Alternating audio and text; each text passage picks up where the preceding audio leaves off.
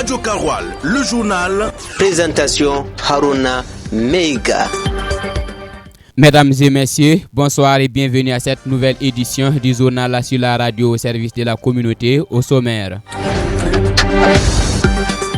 la circonscription d'éducation de base Douri 1 évalue les connaissances acquises par les élèves en classe d'examen. Les détails dans cette édition. Le Conseil supérieur de la communication CSI outille élèves et étudiants à travers une conférence sur les dangers liés aux réseaux sociaux. Et la page des sports en fin d'édition, le premier derby de première division féminine, c'est Étincelle USFA. Les coachs de ces formations féminines étaient en conférence d'avant-match ce jeudi 6 février 2025. On en parle dans ce journal.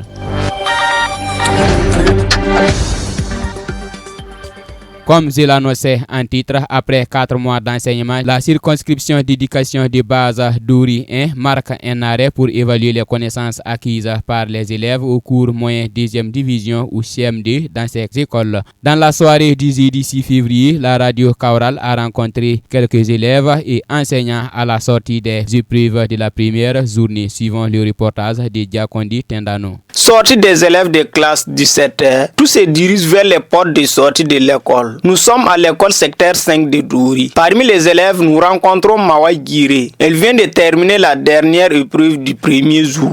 Les épreuves étaient bonnes. Toutes les épreuves, il n'y a pas ce qu'on n'a pas fait. Je suis sûre d'avoir une bonne moyenne.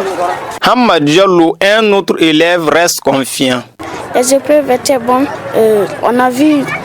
Parmi les questions, on a vu certaines questions et beaucoup de questions étaient bonnes à répondre. On a fait des leçons, les maîtres nous ont expliqué, puis c'est venu. Amadou Sandaogo trouve aussi facile les premières épreuves, mais il se remémore une erreur qu'il ne va pas diriger de sitôt. Parmi toutes les épreuves, c'est sciences que j'ai trouvé beaucoup de difficultés. Parce que question 7 là, on a dit que si un animal non ruminant, et puis j'ai mis mouton. Saïdou Tamboura est l'un des enseignants du CM2 de cette école. Pour cette première journée, se veut rassurant d'un taux favorable. Je pense que, en tout cas, les épreuves ne sont pas sorties de ce qu'on a enseigné aux enfants. Voilà, maintenant, les enfants, on les connaît. Il y en a qui n'apprennent pas les leçons, mais je me dis que, en tout cas, les épreuves qu'on a proposées là, je me dis que c'est à la hauteur. Maintenant, on attend de voir ce que ça va donner. Mais on a l'espoir qu'en tout cas, on va aller au-delà de 50%. Pour le directeur de l'école secteur 5, Ali Maïga, il n'y a pas de temps à perdre. L'organisation est au rendez-vous. Nous avons débuté l'examen blanc, ça se passe très bien. On a déjà réparti le personnel dans les différentes commissions. Il y a des surveillants, on a une seule salle, mais il y a le secrétariat aussi qui a déjà commencé. Et aussi la commission de correction aussi en même temps de la première épreuve a commencé la correction. Tout se passe bien. Journée satisfaisante à l'école secteur 5 de Douri de la circonscription d'éducation de base de Douri 1. L'examen blanc provincial se déroule bien. La radio Karoual promet y revenir la semaine prochaine pour les résultats. Toujours à Douri, co-water international dans le cadre de la réalisation du projet EGPV Sahel, cofinancé par Affaires mondiales Canada AMC en collaboration avec Ayamgol Isakan SA et OneDrop, a organisé un atelier ce jeudi 6 février 2025 à Douri dans la salle de réunion du sous-bureau du projet EGPV Sahel pour partager et valider les résultats des études sur la gestion des boues de vidange dans les communes de Douri, Falanguntu et Gorom Gorom. Le compte rendu avec Amadouli. L'objectif de cet atelier est de faire la restitution de la stratégie de gestion des boues de vidange dans les communes de Douri, Falaguntu et Gorom Gorom aux partenaires techniques et financiers et recueillir leurs avis et suggestions afin de définir ensemble une stratégie de gestion. Selon le directeur régional en charge de l'eau et de l'assainissement, cette étude est d'une importance capitale. Paul Kaboré. Il faut dire que, comme vous le savez tous, la question de boues de vidange est d'actualité. Ça s'inscrit dans le cadre du décret adopté par le gouvernement de octobre 2023 qui consiste vraiment à valoriser la filière bout de vidange. Donc cet atelier a une importance capitale pour le secteur de l'assainissement, de l'eau et de l'environnement. Le document élaboré par les chercheurs a été approuvé par les partenaires après les recommandations faites de part et d'autre selon le directeur régional. Ce document apportera une contribution dans la gestion des boues de vidange. En tout cas, je trouve que c'est un document bien élaboré qui va nous permettre d'avancer en matière de gestion de boues de vidange dans les 3 communes citées. Les partenaires de cet atelier ont eu connaissance des résultats d'études de la situation des boues de vidange à travers des communications orales suivies des échanges, ce qui est bénéfique selon Anas Meiga, un agent à la direction régionale de l'environnement du Sahel. On trouve l'atelier très bénéfique en ce sens que ça présente l'état de lieu de la gestion des boues de vidange au niveau des 3 communes qui ont bénéficié du projet. Les études ont été bien faites en ce sens que ça montre des perspectives à l'avenir pour bien gérer les boues de vidange dans les 3 communes bénéficiaires. L'atelier a connu la participation d'une quarantaine de personnes issues des organisations non gouvernementales et des services techniques de l'État.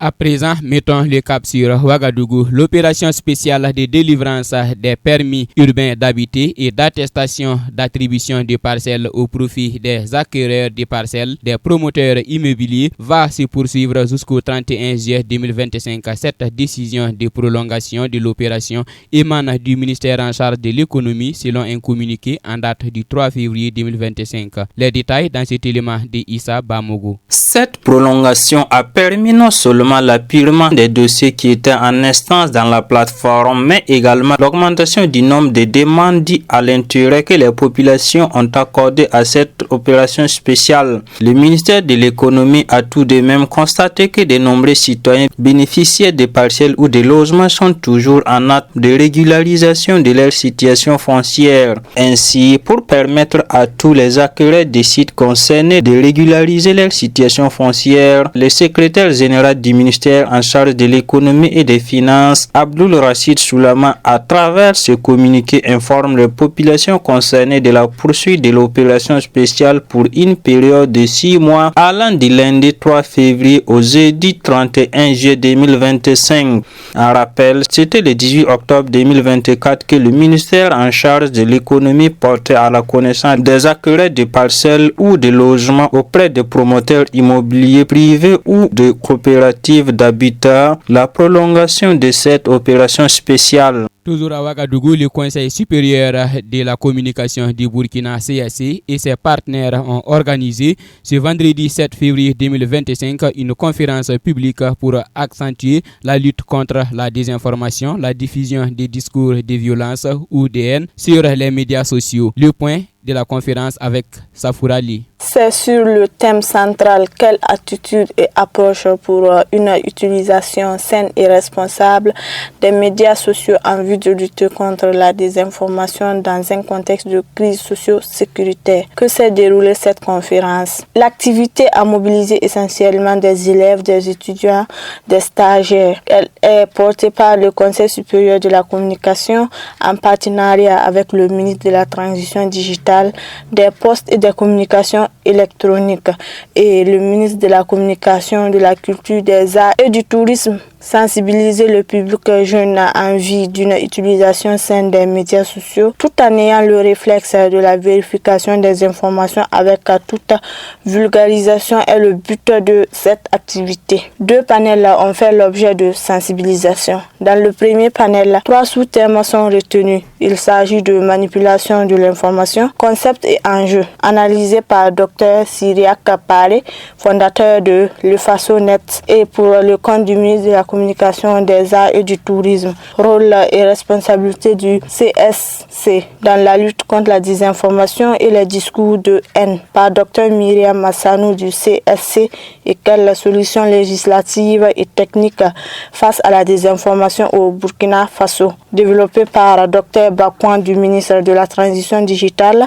des postes et des communications électroniques. Au niveau du deuxième panel, les participants ont été outillés sur la préservation des données à caractère personnel sur les réseaux sociaux, se préserver de la cybercriminalité et les sanctions prévues par la loi en cas d'infraction issue de la désinformation, des discours de haine.